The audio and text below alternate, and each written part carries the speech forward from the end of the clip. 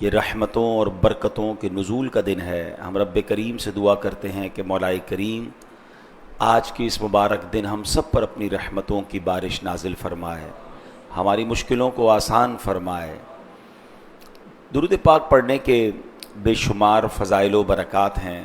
اللہ کے آخری نبی رسول ہاشمی صلی اللہ تعالی علیہ وآلہ وسلم کا فرمان عالی شان ہے جو مجھ پر ایک دن میں 50 بار درود پاک پڑھے میں قیامت کے دن اس سے مصافحہ کروں گا۔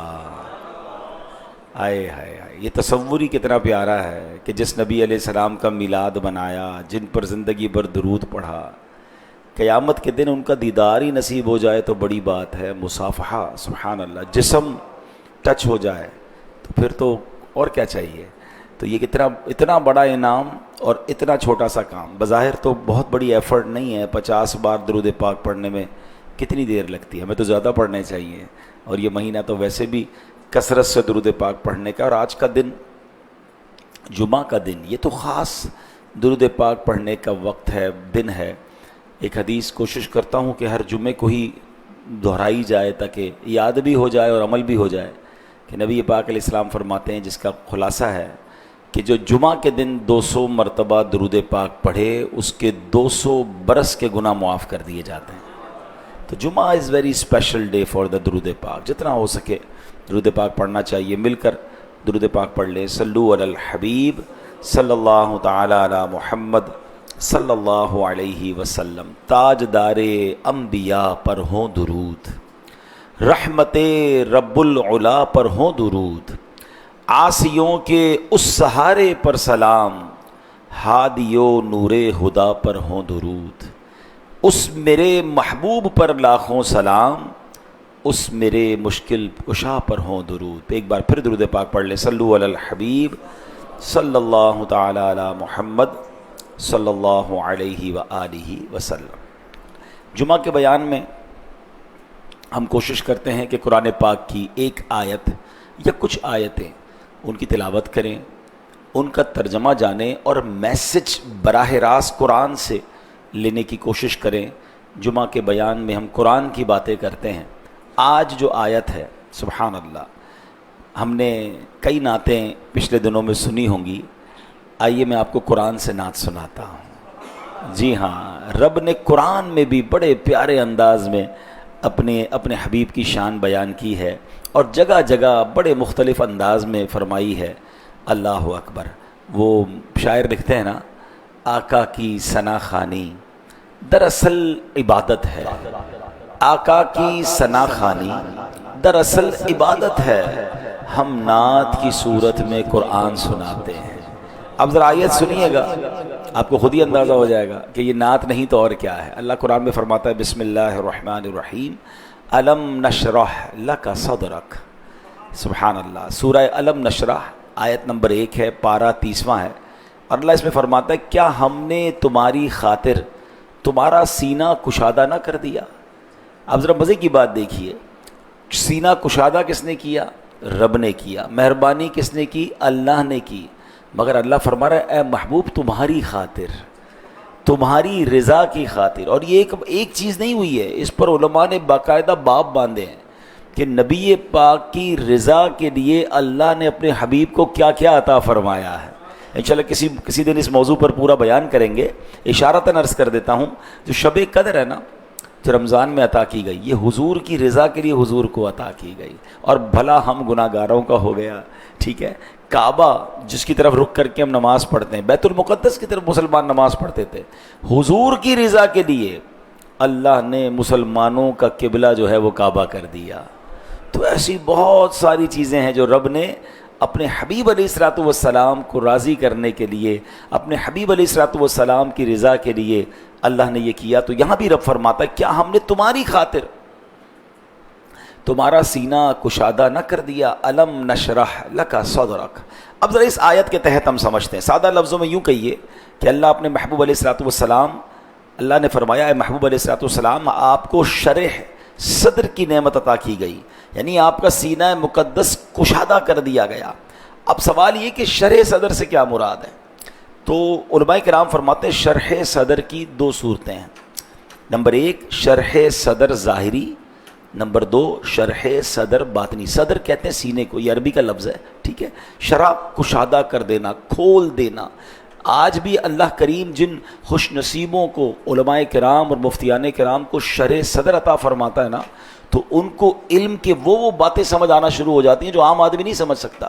آپ دیکھیں نا بڑے بڑے مفتیان کرام کتنی بڑی بڑی کتابیں لکھتے ہیں، کیسے کیسے فتوے دیتے ہیں. ان کو اللہ نے وہ نبی پاک کے شرح صدر کا صدقہ عطا فرمایا ہوتا ہے. لیکن نبی پاک کو جو رب نے سینہ کشادہ کیا، وہ علماء نے اس کی دو کیٹیگریز کر دی.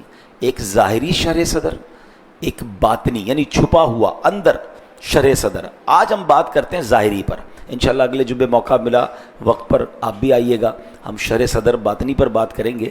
شرح صدر ظاہری کو معجزہ شق صدر کہا جاتا ہے. لفظ صدر یاد رکھیے گا، ہم نارملی تو ہمارے اردو میں صدر جو ہے وہ وطن ملک کا صدر ہوتا ہے، لیکن عربی میں صدر سینے کو کہتے ہیں. اب شق صدر کا مطلب کیا ہوا؟ سینے کو چیرنا. یہ کیا ہوا تھا؟ حضرت شیخ عبدالعزیز محدث دہلوی رحمۃ اللہ تعالی علیہ فرماتے ہیں کل 4 مرتبہ نبی پاک کا شق صدر ہوا ہے، سینہ مبارک کو کھولا گیا ہے. اللہ اکبر. اور یہ کب کب ہوا ذرا سنیے گا. پہلی مرتبہ جب نبی پاک علیہ الصلوۃ والسلام بی بی حلیمہ سعدیہ کے گھر پر تھے، اور یہ میرا خیال ہے 3 سال کی عمر ہوگی، 4 سال کی عمر ہے، بالکل بچپنے میں.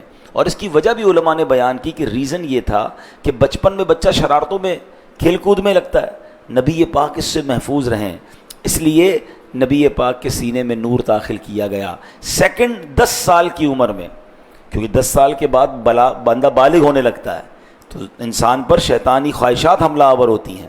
میرے آقا اس سے جوانی کے خطرات سے محفوظ رہیں. 10 سال کی عمر میں شق صدر ہوا. تیسری بار غار حرا میں جب پہلی وحی نازل ہونی تھی. ہاں ہم قرآن پڑھ تو رہے ہیں، لیکن یہ قرآن نزول کا اسٹارٹ کہاں ہوا؟ یہ 40 سال کی نبی پاک کی عمر مبارک تھی. غار حرا میں جبریل امین پہلی وحی لے کر آئے. کون سی آیت تھی؟ یاد ہونی چاہیے، اقرا. قرآن وہاں سے شروع ہو رہا ہے. تو اب کیا ہوا تھا کہ اب وہاں پر جو پہلی آیت نازل کرنی تھی نا، قرآن نازل کرنا تھا، تو سینہ مبارکہ کو طاقت دینی تھی. کیونکہ قرآن خود کہتا ہے کہ اگر اس قرآن کو ہم کسی پہاڑ پر نازل کرتے تو خشیت الہی کی وجہ سے وہ پہاڑ ریزہ ریزہ ہو جاتا. اب بتائیے قرآن اگر پہاڑ پہ نازل نہیں ہو سکتا تو پھر دنیا میں کوئی جگہ بچتی ہے؟ پہاڑ سے زیادہ مضبوط جگہ تو کوئی نہیں ہے. ماؤنٹینز کتنے بڑے بڑے ہیں، مگر mountains are not able to take bear of Quran Majeed, یعنی قرآن مجید کے اس برڈن کو بیئر نہیں کر سکتے، پہاڑ بھی نہیں. تو اب کون سی جگہ بچتی تھی؟ تو اللہ نے سینہ مصطفیٰ پر ایسا نور داخل فرمایا، اتنی طاقت عطا فرمائی کہ قرآن سینہ مصطفیٰ پر نازل ہو گیا. کیا بات ہے. چوتھے نمبر پر شق صدر کب ہوا؟ فرمایا اللہ اکبر جب شب معراج اللہ نے اپنے حبیب کو اپنا دیدار کروانا تھا. اب ذرا غور کریں، دیدار کس کا کرنا تھا؟ وہ تجلیاں جس کی تجلیوں کی تاب حضرت موسیٰ نہ لا سکے تھے.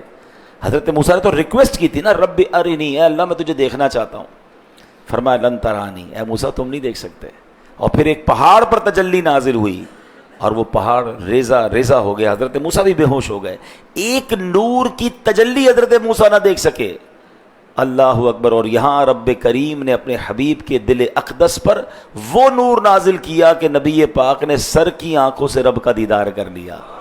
اور ایک بار دیدار نہیں کیا. میرا یہ آج موضوع نہیں ہے، معراج کا بیان اب انٹرنیٹ پر موجود بھی ہے، موقع ملا پھر معراج کے دنوں میں بیان مزید تفصیل سے کریں گے.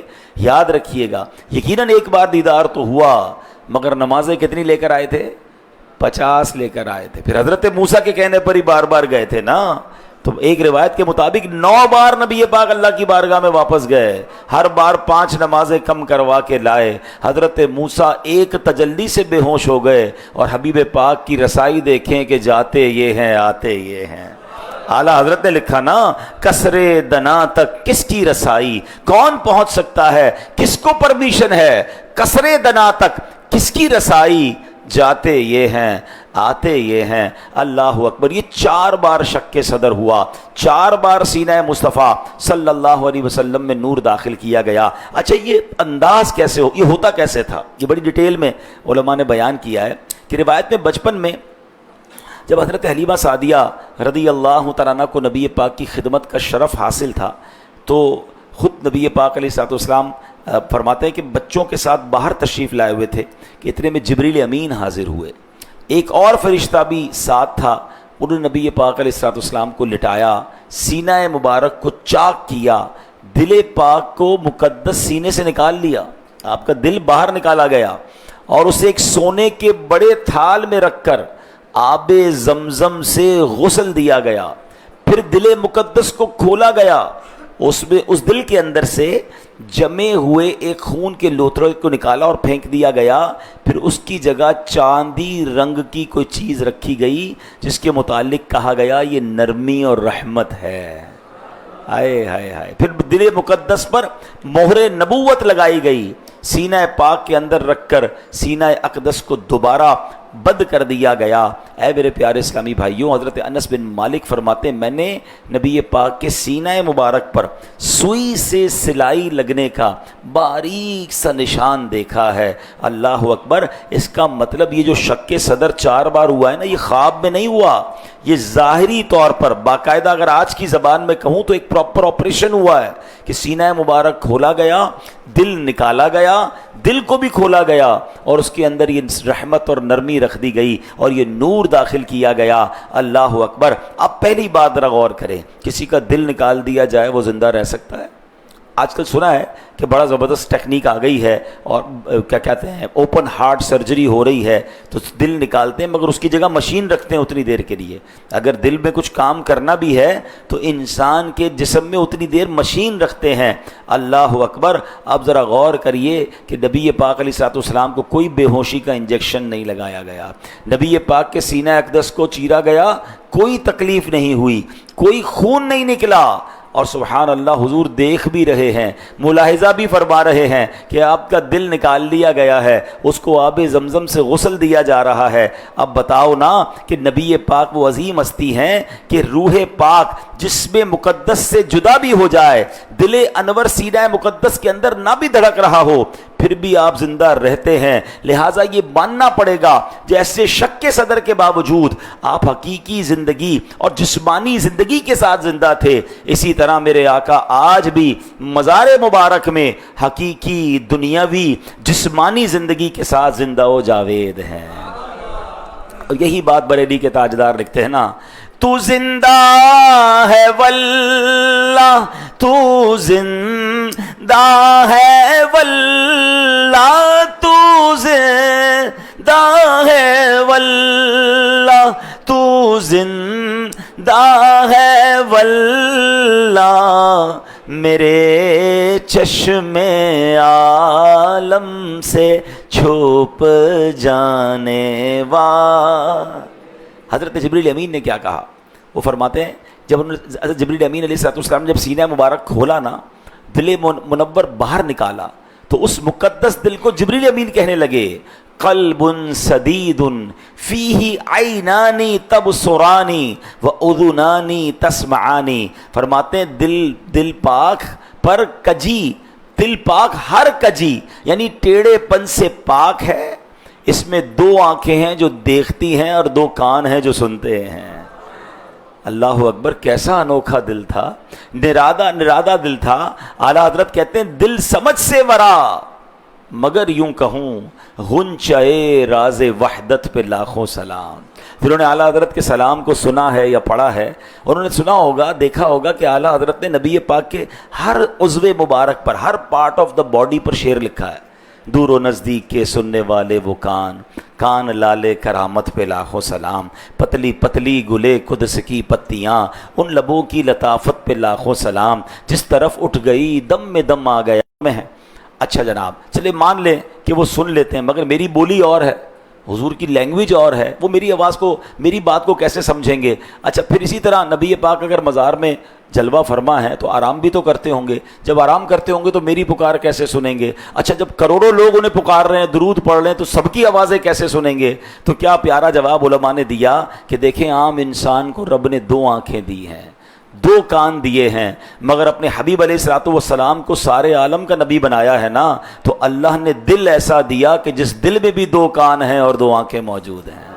اور یہ دیکھیں بڑی پیاری بات علماء نے کی کہ اللہ کریم نے جب تمام جہانوں کا نبی بنا کر بھیجا ہے تو یہ لازمی ہے کہ آپ کو تمام جہانوں کو دیکھنے اور تمام جہانوں کو سننے کی صلاحیت بھی دی جائے۔ جب رحمت للعالمین ہیں تو ہر اس عالم میں موجود ہر مخلوق کی آواز، نبی پاک صرف انسانوں کی نہیں، میرے آقا کی حدیثیں پڑھیں، واقعات پڑھیں کہ حضور سے آ کر جانور باتیں کیا کرتے تھے۔ نبی پاک علیہ الصلوۃ والسلام سبحان اللہ جمادات کا، پتھروں کا سلام بھی سن لیا کرتے تھے۔ تو اللہ نے ایسی صلاحیتوں سے اپنے حبیب علیہ السلام کو نوازا۔ اور یہ بات میں ویسے نہیں کر رہا، آئیے حدیث سناتا ہوں۔ نبی پاک علیہ السلام فرماتے ہیں انی ارا ما ترون و انی اسمع ما لا تسمعون۔ یہ ترمذی شریف کی حدیث ہے، بخاری مسلم کے بعد سب سے بڑی حدیث کی کتاب مانی جاتی ہے۔ اور سنیں نبی پاک کیا فرماتے ہیں، اے میرے صحابہ میں وہ دیکھ سکتا ہوں جو تم نہیں دیکھ سکتے، میں وہ سن سکتا ہوں جو تم نہیں سن سکتے۔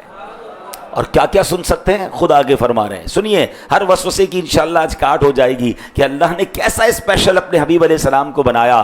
اطت السماء وحق لها ان تعط، حضور فرماتے ہیں بے شک آسمان چر چرایا اور اس کا حق ہے کہ وہ چر چرائے۔ چر چرانا کس کو کہتے ہیں سمجھتے ہیں؟ کبھی کسی اسٹیج پر ہمیں تو موقع ملتا رہتا ہے، کبھی آپ کو بھی، آپ بھی دولہا بنے ہوں گے تو موقع ملا ہوگا، یا کسی دولہے کے اسٹیج پہ چڑھ گئے ہوں گے تو موقع ملا ہوگا کہ جب بہت سارے لوگ اسٹیج پر چڑھ جائیں تو اسٹیج سے آواز چر چرانے کی آتی ہے کہ ابھی یہ گر جائے گا، لگتا ہے اتنا ہیوی ہو گیا، لوگ کہتے ہیں بندہ اتر جاؤ بھائی ورنہ یہ اسٹیج ہی گر جائے گا۔ چر چرانا اس کو کہتے ہیں نا، ہیوی ہو جائے، فل ہو جائے تو اس کی آوازیں نکلنا شروع ہو جاتی ہیں۔ تو حضور کیا فرما رہے ہیں، آسمان چر چرایا اور اس کو چر چرانے کا حق ہے۔ وجہ بھی بتا رہے ہیں، فرماتے ما فیہا موضع اربع اصابع الا علیہ ملک ساجد۔ آقا فرماتے آسمان پر 4 انگلیوں کے برابر بھی ایسی جگہ نہیں ہے جہاں کوئی فرشتہ پیشانی رکھ کر رب کریم کے حضور سجدہ نہ کر رہا ہو۔ دو بڑی باتیں ہیں اس میں۔ ہاں پہلے تو یہ بتاؤ کتنا دور ہے آسمان، کبھی سوچا؟ آج تو ملکی ویز اور جناب کتنے پلینٹس اور کتنی کہکشائیں دریافت ہو رہی ہیں، آسمان تو اس سے بھی اوپر ہے، اربوں سال کا راستہ ہے۔ حضور اربوں سال دور آسمان کی آواز سن رہے ہیں۔ کیسے کان ہیں؟ فرمارے آسمان چر چرا رہا ہے، حضور آواز سن رہے ہیں۔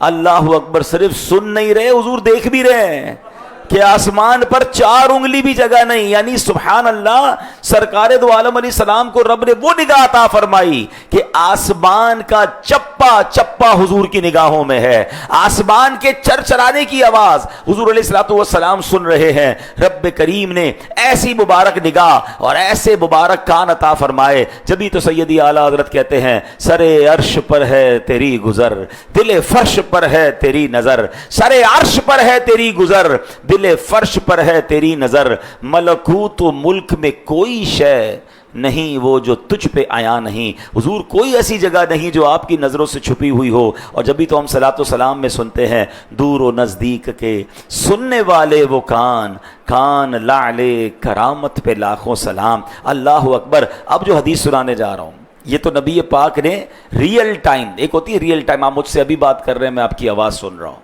ایک ہوتی ہے پچھلے زمانے کی آواز۔ پچھلے زمانے کی آواز ہم کب سن سکتے ہیں؟ جب کوئی ریکارڈنگ سامنے آ جائے۔ ایسا تو نہیں ہو سکتا نا کہ آج سے 2000 سال پہلے ہم پہنچ جائیں، 100 سال پہلے ہم پہنچ جائیں آواز سنیں۔ پرانی آواز اگر کوئی ریکارڈ کر کے سنائے گا تو ہم سن سکیں گے، مگر کوئی ایسا ہے کہ آنے والے زمانے کی آواز سن سکے؟ How it's possible? اور سنیں بخاری شریف کی حدیث ہے، لوگ کہتے ہیں نا ریفرنس بخاری کا دو، چلو بھائی بخاری شریف کی حدیث، بخاری کی حدیث ہے حضور نے لاکھوں سال بعد والے زمانے کی آواز سنی، 1-2 سال بعد نہیں، لاکھوں سال۔ اب سنیے گا بخاری کی حدیث، نبی پاک فرماتے ہیں کہ ایک بار نبی پاک نے فجر کے وقت اپنے مؤذن حضرت بلال رضی اللہ عنہ کو بلایا اور فرمایا اے بلال، مسلمان ہونے کے بعد جو تم نیک اعمال کرتے ہو ان میں کون سا خاص عمل تم کرتے ہو؟ اچھا یہ بھی کمال دیکھیں نبی پاک علیہ السلام کا کہ صحابہ نے جو سیکھا کس سے سیکھا؟ حضور سے سیکھا۔ یعنی ہمیں جو ملا نبی پاک کے صدقے ملا ہے، آقا نے ہی عطا فرمایا ہے، مگر بلال رضی اللہ عنہ کی حوصلہ افزائی کیسے کر رہے ہیں؟ اے بلال کون سا نیک عمل کرتے ہو؟ اور پھر اس کا ریزن بتایا، فرماتے ہیں بے شک میں نے جنت میں اپنے آگے تمہارے قدموں کی آواز سنی ہے۔ ہائے ہائے ہائے، غلام تھے نا نبی پاک کی مبارک اونٹنی کو لے کر کوئی چلے گا تو آگے ہوگا، یہ غلام بھی آگے چلتے ہیں کبھی کبھی بادشاہ کے، تو غلام آگے ہیں کہ بلال اپنے آگے، میں نے تمہاری آواز سنی ہے۔ حضرت بلال نے عرض کی حضور اور کوئی خاص عمل تو معلوم نہیں، البتہ یہ ہے کہ دن یا رات میں جب بھی وضو ٹوٹتا ہے میں فوراً وضو کر کے اگر وقت مکروہ نہ ہو تو تحیت الوضو کے نوافل پڑھ لیتا ہوں۔ دو باتیں سیکھنے کو مل گئی اس حدیث سے، ایک تو بڑا پیارا سمجھ لیں عمل مل گیا، اللہ توفیق دے تو تحیت الوضو پڑھا کریں۔ تحیت الوضو کیا ہے؟ جب بھی وضو کریں نا 2 رکعت نفل تحیت الوضو کی نیت سے پڑھ لے اگر مکروہ وقت نہیں ہے تو۔ اور حضرت بلال نے کیا بتایا کہ حضور جب وضو ٹوٹتا ہے میں وضو کر لیتا ہوں، یعنی پورا دن باوضو رہنا یہ بھی بڑا زبردست کام ہے، سبحان اللہ، ویسی پروٹیکشن رہتی ہے، رہا کریں پورا دن۔ جب وضو نماز جو 5 وقت کا نمازی ہوتا ہے نا وہ نارملی پورا دن ویسے ہی وضو میں رہتا ہے، اور جب بھی آپ کا بیچ میں وضو ٹوٹ جائے دوبارہ وضو کر لیں، باوضو رہیں، انشاءاللہ پروٹیکشن رہے گی، یہ جنات اور الٹے سیدھے عملیات سے بھی بندہ بچتا ہے۔ اور ساتھ ساتھ جو ہے سبحان اللہ وضو کرتے ہی 2 رکعت نفل تحیت الوضو پڑھ لیں۔ حضرت بلال کو رتبہ کیا مل گیا؟ حضور کہتے ہیں میں نے جنت میں اپنے آگے تمہارے قدموں کی آواز سنی ہے، بخاری کی حدیث ہے۔ اب مجھے بتائیے جنت آ گئی، ہم جنت میں داخل ہو گئے ہیں، حضور جنت میں تشریف فرما ہو گئے ہیں، صحابہ چلے گئے، دنیا والے چلے گئے، یہ تو قیامت ابھی طاری ہونی ہے، قیامت کے بعد جنت کا معاملہ ہوگا۔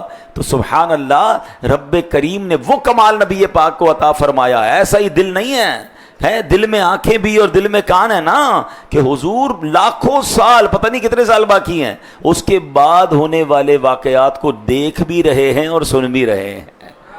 کیا بات ہے سبحان اللہ۔ اے میرے پیارے اسلامی بھائیوں، اب دیکھیے اللہ کریم نے نبی پاک کے آج اب شرح صدر کی بات کر رہے ہیں، آج دل میں نور کس طرح بھرا گیا۔ رب نے قرآن میں فرمایا الم نشرح لک صدرک، اے محبوب ہم نے تمہاری خاطر تمہارے سینے کو کشادہ کر دیا۔ اور ہم نے شق صدر کے اس واقعے میں جبریل امین کے ذریعے سنا کہ حضور کا جب دل اقدس نکالا گیا تو اس میں 2 آنکھیں اور 2 کان بھی تھے۔ اب سنیے حدیث پاک میں فرمایا انی عینی تنامانی ولا ینام قلبی، بے شک میری آنکھیں سوتی ہیں میرا دل نہیں سوتا ہے۔ ہاں نبی پاک علیہ الصلوۃ والسلام آرام بھی فرما رہے ہوں تو سبحان اللہ نبی پاک گویا دیکھ رہے ہوتے ہیں۔ اب اس کو ایک واقعے سے سمجھیے گا، یہ بات اور اچھے انداز سے سمجھ آ جائے گی۔ اور سبحان اللہ یہ بھی نبی پاک علیہ الصلوۃ والسلام کا ایک شاندار معجزہ، مسند امام احمد کی حدیث ہے۔ صحابی رسول حضرت یعلا بن مرہ رضی اللہ تعالیٰ عنہ فرماتے ہیں ایک مرتبہ ہم سفر پر تھے، چلتے چلتے ایک مقام پر پہنچ کر ہم نے قیام کیا اور پھر ٹھہر گئے۔ نبی پاک علیہ الصلوۃ والسلام آرام کے لیے لیٹ گئے اور مقدس آنکھیں بند فرما لی، حضور آرام کر رہے ہیں، حضرت یعلا برابر میں بیٹھے جاگ رہے ہیں اور نبی پاک آرام کر رہے ہیں۔ اچھا اب وہ کہتے کہ میں نے دیکھا کہ دور ایک درخت تھا، اس نے اپنی جڑوں کو ہلایا، آٹومیٹکلی درخت خود ہی ہلا، اس نے زمین کو چیرتا ہوا نبی پاک کی خدمت میں حاضر ہوا، حضور علیہ الصلوۃ والسلام کے اوپر جھکا، ٹہنیوں سے نبی پاک کو ڈھانپ لیا، گویا کچھ دیر سایہ کیا، پھر وہ درخت یوں رک کر واپس چلا گیا۔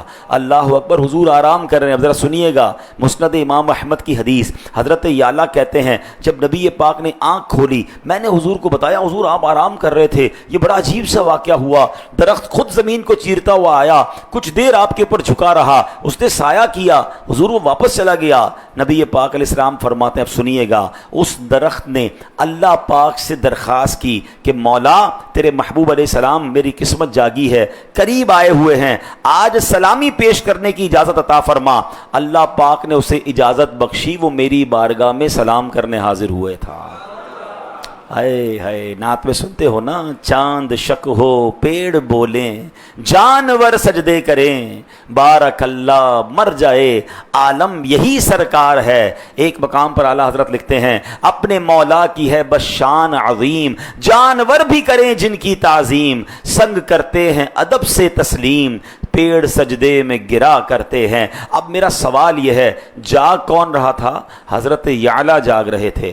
آرام کون کر رہا تھا؟ حضور علیہ الصلوۃ والسلام آرام کر رہے تھے، میں آرام کر رہا ہوں، برابر میں کوئی دوست بیٹھا ہے، آندھی آئے بارش آئے یا کوئی گاڑی گزرے دیکھے گا کون, پتا کس کو چلے گا؟ جو جاگ رہا ہے. سونے والے کو کیا معلوم, میں اٹھوں تو میرا دوست بتائے گا یار آپ تو آرام کر رہے تھے, یہاں تو بڑا جھگڑا ہو گیا تھا, فلاں معاملہ ہو گیا تھا, یہاں تو گاڑی کا ایکسیڈنٹ ہو گیا تھا, یہاں یہ ہوا تھا. میں کہوں گا اچھا یار میں تو آرام کر رہا ہوں. یہاں کمال دیکھیں, آرام رسول پاک فرما رہے ہیں, حضرت یعلا جاگ رہے ہیں, وہ حیران ہے یہ ہو کیا رہا ہے, یہ درخت آ رہا ہے, مگر حضور کو جگایا. جب حضور بیدار ہوتے ہیں نبی پاک علیہ الصلوۃ والسلام یہ نہیں فرماتے کہ اے یعلا مجھے کیا معلوم کیا ہوا ہے, حضور تو اس درخت کی حاضری کا ریزن بتا رہے ہیں کہ ہاں مجھے معلوم ہے اس درخت نے رب سے اجازت لے کر میری بارگاہ میں سلام پیش کیا ہے. اللہ اکبر. رب کریم نے کیسی شان اپنے حبیب علیہ الصلوۃ والسلام کو عطا فرمائی. سینہ مبارک کھولا بھی تو کیسا کھولا کہ سبحان اللہ, آنکھیں بند ہیں, دل جاگ رہا ہے اور حضور جانتے ہیں کہ کیا ہو رہا ہے. جبھی تو وہ نعت کے اشعار ہیں نا, جو ہو چکا ہے جو ہوگا حضور جانتے ہیں. اللہ کی عطا سے میرے آقا جانتے ہیں. زمین والے کیا جانے رتبہ تمہارا, ہے اونچا فلک سے پھریرا تیرا, پڑا بے زبانوں نے کلمہ تیرا, ہے سنگو شجر میں بھی چرچا تیرا. حضرت انس بن مالک رضی اللہ تعالیٰ فرماتے ہیں کہ میں نے سینہ مبارک پر سلائی کا ہلکا سا نشان بھی دیکھا ہے. اب میرے پیارے اسلامی بھائیوں, نبی پاک علیہ السلام کا جب شق صدر ہوا تو خون نہ بہا. اب سوال یہ پیدا ہوتا ہے کہ دنیا کے کسی بھی انسان کے جسم پر کوئی بھی چیرا لگائیں تو خون نکلتا ہے, درد ہوتا ہے, مگر نبی پاک علیہ الصلوۃ والسلام سبحان اللہ ان کو درد بھی نہیں ہوا, خون بھی نہ بہا. تو علماء نے بڑی پیاری اس کی وجہ بتائی کہ اصل میں نبی پاک علیہ الصلوۃ والسلام نور ہیں. اللہ پاک نے آپ کو نور سے پیدا فرمایا اور اسی نور مبارک کو بشریت کا یعنی انسانیت کا لباس پہنا کر دنیا میں بھیجا. یہ شان مصطفیٰ ہے کہ ایک ہی وقت میں نبی پاک سے نورانیت کا ظہور بھی ہوتا ہے, بشریت کا ظہور بھی ہوتا ہے. سینہ پاک کو چیرنا, دل پاک کو نکالنا, پھر سینہ پاک کو سلائی کر دینا, یہ بشریت کا ظہور ہے. مگر اس سارے معاملے میں خون نہ بہنا, درد کا احساس نہ ہونا, بلکہ دل باہر نکل آنے کے باوجود نبی پاک کا ہوش و حواس میں باقی رہنا, یہ نورانیت کا ظہور ہے. تو سبحان اللہ, اعلیٰ حضرت اسی سینہ اقدس کے بارے میں لکھتے ہیں, شمع دل مشکات تن سینہ زجاجہ نور کا, آقا تیری صورت کے لیے آیا ہے سورہ نور کا, میل سے کس درجے ستھرا ہے وہ پتلا نور کا, ہے گلے میں آج تک کورا ہی کرتا نور کا, تو ہے سایہ نور کا, ہر عضو ٹکڑا نور کا, سائے کا سایہ نہ ہوتا ہے نہ سایہ نور کا, حضور تو نور ہے ہی. اعلیٰ حضرت تو لکھتے ہیں تیری نسل پاک میں ہے بچہ نور کا, آقا تو ہے عین نور, تیرا سب گھرانہ نور کا. آخری بات, علماء کہتے ہیں آب زمزم سے دل اقدس کو غسل دیا گیا, جنت سے پانی لایا جاتا نا, آب زمزم تو زمین پر ہے. سبحان اللہ, بڑی پیاری بات علماء نے اس کے بارے میں لکھی کہ اگر جنت سے پانی لایا جاتا تو پانی واپس بقیہ جنت میں چلا جاتا, مگر آب زمزم سے غسل اس لیے دیا گیا کہ اس کا غسالہ, اس کا بچا ہوا پانی پھر آب زمزم میں مل جائے, اور دنیا بھر کے نبی پاک کے غلام آب زمزم کو استعمال کریں تو اس آب زمزم کو یہ سعادت ملی ہے کہ حضور علیہ السلام کے دل مبارک کو اس سے غسل دیا گیا ہے. تو اتنا مبارک یہ پانی ہے, اور حدیث میں فرمایا کہ اس زمزم کو جس مقصد کے لیے پیا جائے وہ مقصد پورا ہوتا ہے. اللہ کریم, ہم یہاں تو تبرکن زمزم پیتے ہی رہتے ہیں. آج جمعے کا دن ہے, ہم اپنے رب سے دعا کرتے ہیں اللہ میں جلدی مکے مدینے کی حاضری عطا فرما. کعبہ مشرفہ کے سامنے کھڑے ہو کر اے کاش زمزم پینا نصیب ہو جائے, گنبد خضرا کے سامنے کھڑے ہو کر اے کاش ہمیں بار بار زمزم پینا نصیب ہو. اور سچ بتاؤں, یہ منظر دیکھ کر زمزم پینے کا مزہ ہی اور ہے. اللہ ہمیں یہ منظر بار بار دیکھنا نصیب فرمائے. ایسی پیاری باتیں دعوت اسلامی کے ماحول میں سکھائی جاتی ہیں. یہ وہ تنظیم ہے جو ہمارے دلوں میں عشق رسول کی شمع کو روشن کرتی ہے, اللہ اور اس کے رسول کی محبت کو پیدا کرتی ہے. دعوت اسلامی نے ملک اور بیرون ملک میں 24,000 سے زیادہ مدرسے اور جامعات بنا دیے ہیں, اور اس میں لاکھوں بچے حفظ و ناظرہ کر رہے ہیں, عالم بن رہے ہیں. 7,000 کے قریب مساجد پوری دنیا میں دعوت اسلامی بنا چکی ہے, جس میں سے ایک مسجد آپ کے سامنے ہے. اس ایک مسجد کے بننے سے اس علاقے والوں کو جو فائدہ ہوا, تو ٹرائی ٹو امیجن کہ 7,000 مساجد کے کیا فوائد ہوں گے.